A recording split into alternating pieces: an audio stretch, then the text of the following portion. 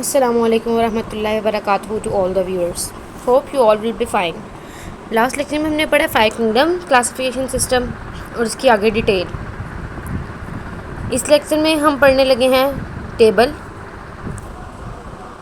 Kingdom, cell type, nuclear envelope, cell wall, mode of nutrition, multicellularity. ये characteristic को distinguish करने का ये टेबल है एक, ठीक है. सारे ऑर्गेनिज्म की जो करेक्टरिस्टिक्स हैं उनमें डिफरेंस करने का, ठीक है, ये अच्छा तरीका है ये जो टेबल बना हुआ है, ठीक है. आप वहाँ से याद करके यहाँ पे एक बार चेक कर सकते हैं कि आपको याद हो गया है या नहीं याद हुआ. फर्स्ट किंगडम है मोनेरा, सेल टाइप है प्रोकैरियोटिक, न्यूक्लियर इन्वेलप एब्सेंट है, cell wall non cellulose, polysaccharide plus amino acids, mode of nutrition autotroph plus heterotroph and multicellularity absent, multicellular नहीं होते. ऐसे ही प्रोटिस्टा की यूकैरियोटिक है, न्यूक्लियर इन्वेलप प्रेजेंट है, सेल वॉल कुछ में होती है कुछ में नहीं होती, mode of nutrition photosynthetic heterotrophic, ये दोनों का कॉम्बिनेशन भी हो सकता है. मल्टीसेलुलैरिटी क्या है कि एब्सेंट है. फंजाई की सेल टाइप जो है वो यूकैरियोटिक है, न्यूक्लियर इन्वेलप प्रेजेंट है, सेल वॉल काइटिन है, mode of nutrition absorptive heterotroph है. मल्टीसेलुलैरिटी क्या है, कुछ कुछ में प्रेजेंट है कुछ कुछ में एब्सेंट है. प्लांटी की सेल टाइप यूकैरियोटिक है, न्यूक्लियर इन्वेलप प्रेजेंट है, सेल वॉल सेलुलोज है या पॉलीसेकेराइड्स हैं, मोड ऑफ न्यूट्रिशन फोटोसिंथेटिक है.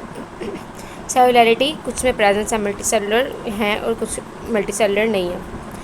एनिमीलिया सेल टाइप है यूकैरियोटिक, सेल इन्वेलप जो है वो प्रेजेंट है, सेल वॉल जो है वो एब्सेंट है, mode of nutrition ingestive heterotroph है और मल्टीसेलुलैरिटी सब में है, सारे मल्टीसेलुलर होते हैं. Status of viruses. Viruses are at the border line of living and non living, ठीक है. लिविंग और नॉन लिविंग सिस्टम के बॉर्डर लाइन पे वायरसेस प्रेजेंट होते हैं. फॉर एग्जांपल हमारे स्किन में, स्किन से आगे लिविंग पोर्शन है, स्किन से आउटसाइड नॉन लिविंग के वो दरमियान में होते हैं. Due to their crystalline nature they are considered as non living. उनकी क्रिस्टलाइन नेचर की वजह से उसको हम नॉन लिविंग कहते हैं. दे आर ए सेलुलर, वो ए सेलुलर होते हैं. और ए सेलुलर का क्या मतलब है, they do not have any cellular organisation yet show. उनके पास सेलुलर ऑर्गेनाइजेशन नहीं होती लेकिन वो फिर भी लिविंग ऑर्गेनिजम्स के कैरेक्टरिस्टिक्स कुछ शो करते हैं. फॉर एग्जांपल उनके अंदर डीएनए होता है जिसकी वजह से वो आगे अपनी जनरेशन जो है वो इंक्रीज़ करते हैं.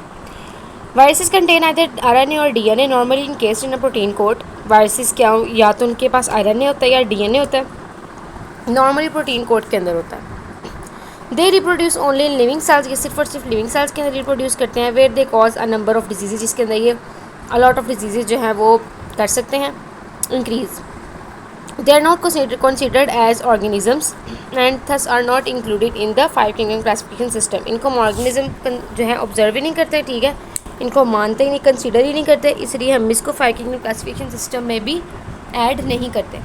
Prions and virides are acellular particles and are not included in 5 kingdom classification system.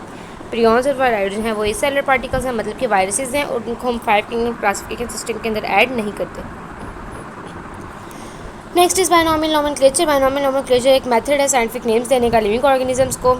As the word, जैसे बायनॉमियल से पता चल रहा है कि साइंटिफिक नेम, बाई मतलब दो, नॉमियल नेम्स, ये दो नेम्स पे कंसिस्ट करेगा. पहला है जीनस नेम, दूसरा है स्पीशी नेम. स्वेडिश बायोलॉजिस्ट था कैरोलस लिनियस, ठीक है, उसने फर्स्ट इंट्रोड्यूस की थी ये टर्म और उसने अडॉप्ट किया था किस क्या सिस्टम ऑफ बायनॉमियल नोमेनक्लेचर. ये system spread rapidly and became popular. उसका सिस्टम जो है वो बहुत ज़्यादा फैला और बहुत ज़्यादा मशहूर हो गया. Many of his names are in use today, बहुत सारे इसके नाम जो है वो आजकल बहुत मशहूर है. Some of rules which are universally adopted while suggesting and documenting scientific names are.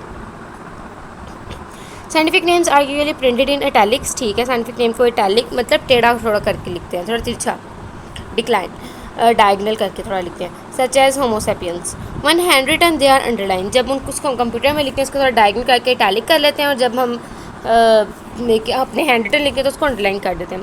First time आपने जब भी साइंटिफिक नेम लिखना है ऐसे ही लिखना है. The first term generic name, पहला जो जीनस दूसरा स्पीशी है ना, तो पहला जेनरिक नेम है always begins with a capital letter while species name is never capitalised. The scientific name is generally written in full when it is first used.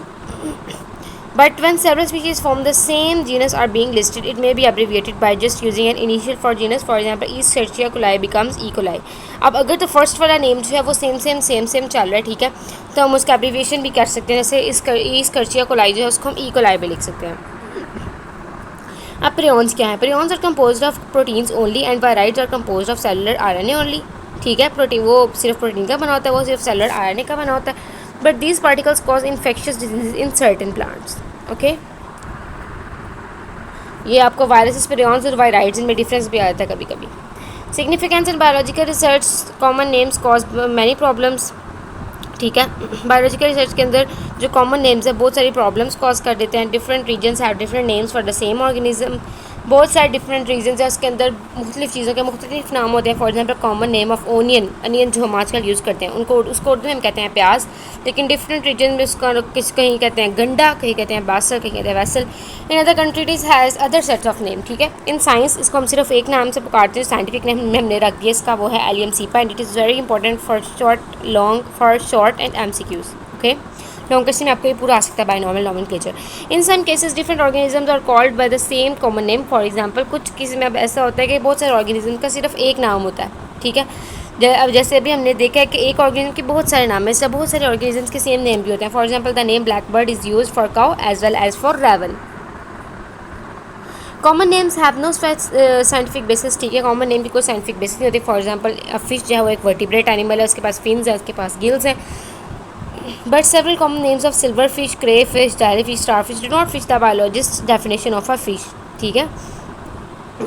To avoid all this confusions, इन सारी confusions को avoid करने के लिए organisms को सिर्फ scientist ने उन्होंने साइंटिफिक नेम्स दे दिए हैं, ठीक है, by using binomial nomenclature principle. The value of this system is due to widespread use and the stability of its names. In binomial nomenclature, every species can be unambiguously identified with just two words, ठीक है। वो कह रहे हैं कि binomial nomenclature के अंदर क्या है कि हम फुल क्लैरिटी के साथ आइडेंटिफाई कर सकते हैं कि इस ऑर्गेनिज्म का नाम क्या है। Scientific same name can be used all over the world in all languages, avoiding difficulties of translation. Sometime organisms are named in honour of research workers who described and classified them, ठीक है। बाज़ वक़्त क्या होता है कि organism के नाम जो हैं वो इन ऑनर ऑफ जिससे रिसर्च वर्कर्स जिसने इस पे काम किया है उनके नेम पे भी रखा जाता है। For example orchid tree mountain ebony was named as Bauhinia variegata after the Swiss botanist Bauhin, ठीक है। ये नेम किसके बेस पे दिया गया है? In the honour of the research worker. Bauhinia variegata is an ornamental tree found in south east Asia, okay. Swiss botanist था Bauhin, ठीक है, उसने बोहिनिया वेरीगेटा पे काम किया था। एग्जाम्पल्स क्या हैं हमारे पास? Common name onion, scientific name है Allium cepa. Common sea star scientific name है एस्ट्रियास रोबिन्स। और कॉमन नेम हाउस क्रो का क्या है? Corvus splendens. आज का लेक्चर यहीं तक के, नेक्स्ट लेक्चर में पढ़ेंगे कंजर्वेशन ऑफ बायोडाइवर्सिटी। तब तक के लिए अल्लाह हाफिज़।